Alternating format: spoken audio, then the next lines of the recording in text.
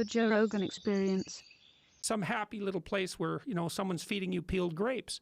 That isn't what it is. It's more like victory on the honorable battlefield or something like that. Yeah, the perception that people have of ultimate success and ultimate happiness is, it seems motivated by what they don't have rather than an understanding of what success and happiness really is. Their idea is that one day I'm going to go and I'm going to be in my golden years and I'm just going to be able to sit around and do nothing and tell everybody to fuck off. You won't be happy at all. I talked to one of the people that I was working with who had a vision for retirement. I said, well, what's your vision for retirement? Well, I see myself in the beach, you know, some tropical country drinking margaritas. And I thought, first, that's not a plan. That's a travel poster. It's like, okay, let's walk through this. All right, so you go down to this tropical country and you go sit on the beach and you have a margarita. It's like, okay, well, how many margaritas? Like 10?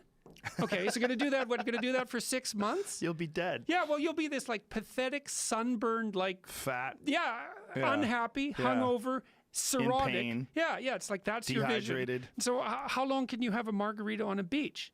Like maybe you can do that once every 6 months for like 10 minutes, something like that. It's not a vision.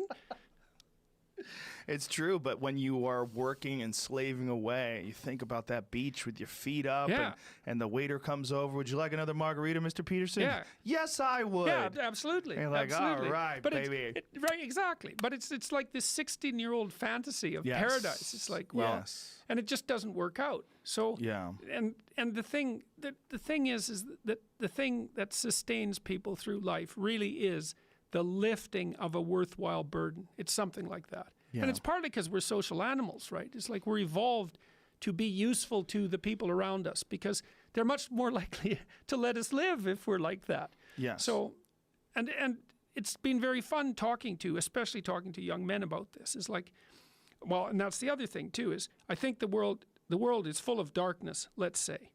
And we could say each of us have a little bit of light. And if we release that light, if we let it shine properly, Christ, it's too cliched to go on with in some sense, but the world is a lesser place if you do not reveal from within yourself what you have to reveal. And the fact that the world is a lesser place actually turns out not to be trivial. Like if you aren't everything you could be, more people will die, more people will suffer, more evil will be unconstrained, more tyranny will reign, more chaos will remain chaotic and dangerous, all of that. Do you mean this in the sense of like the old proverb of the wings of a butterfly fluttering become a hurricane?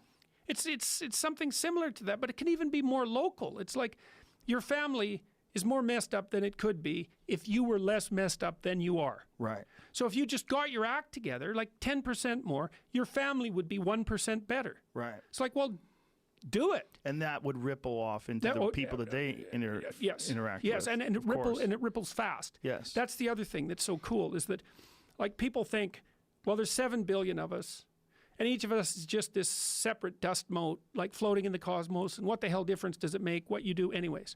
It's like, that is not how we're connected.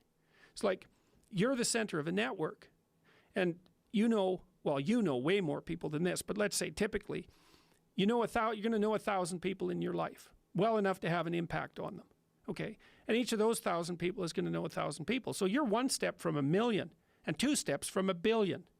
And we are networked, technically. That's how human interactions work. And so when you do something that you shouldn't do, it's worse than you think. And when you do something that you should do, it's better than you think.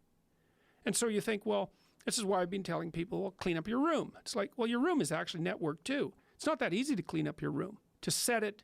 So you want your room to be set up so that when you walk in there, it tells you to be better than you generally are. It's organized, it's got direction, everything's in its place. You try to do that in a chaotic household. You know, I've watched people do this because I had students do these sorts of things as assignments. I'd say, look, pick a small moral goal, clean up your room, and just write down what happens as a consequence. So maybe these are students in a chaotic household. The whole place is a bloody mess. No one's taking any responsibility for anything. And so they decide they're going to start to clean up their room. And then the people in the household notice. Well, the first thing they do is get pissed off. It's like, who do you think you are? Like, you think you're better than us? Like, why do you think this is worthwhile? Who died and made you God? All of that. So just by trying to organize this little part of their life, they immediately run into the people whose actions they're casting in a dim light by trying to improve themselves to some degree, they might have to have like a thorough war in their household to be allowed to do something as simple as keep the room orderly. They'll find out very rapidly that A, that's way more difficult than it sounds, and B, that the consequences of it are far more far-reaching than people think. So that's quite fun. You know, because maybe part of it is that like everything around you is full of potential. Everything. Maybe more potential than you could ever possibly utilize. And so maybe all you have is this little rat hole of a room in some rundown place in the world. It's like, fix it up. There's more there than you think. See what happens if you fix it up. And you'll fix yourself up simultaneously because you'll have to get disciplined in order to fix up the room. And then you have a fixed up room and you'll be a more fixed up person. It's like, you think that nothing will happen as a consequence of that? It's like all hell will break loose as a consequence of that. It's really worth trying. It is worth trying, and it's a concept that seems alien to people. But if you think about it, it makes sense. Well, people don't take what they have right in front of them seriously enough. It's like the wasting time thing. They don't do the arithmetic. You know, and they also don't understand. They devalue what they have right in front of them. Like another client I worked with was having a hard time putting his kid to bed at night. And so we did the arithmetic. It's like, well, I'm fighting with my kid for 45 minutes a night trying to get him to go to bed. Okay, so let's analyze that. All right, so what does that mean? Well, it means that both of you end the day upset. That's not so good, because why would you want that? It means that you're spending 45 minutes fighting when you could spend 20 minutes doing something positive, like reading to him, say. It means that you don't get to spend that time with your wife, so she's not very happy with you, plus you're annoyed because you don't see her, plus you blame it on the kid because he's the proximal cause. It's like, that's pretty damn ugly. And then let's do the arithmetic. It's like 7 days a week, 45 minutes a day. Let's call that 5 hours, 20 hours a week, 240 hours in a year. You're spending a month and a half of work weeks fighting with your 4-year-old son. You think you're going to like him? You don't like anyone you spend a month and a half a year fighting with. It's a bad idea. Fix it. It's important. Get him to bed. Make it peaceful. You do it like these things that repeat every single day. That's a motif in this book too. Your life isn't margaritas on a beach in Jamaica. That happens now and then. Those are exceptions.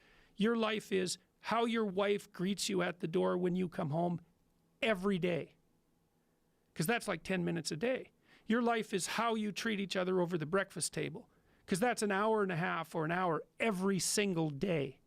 You get those mundane things right, those things you do every day. You concentrate on them and you make them pristine. It's like you got 80% of your life put together.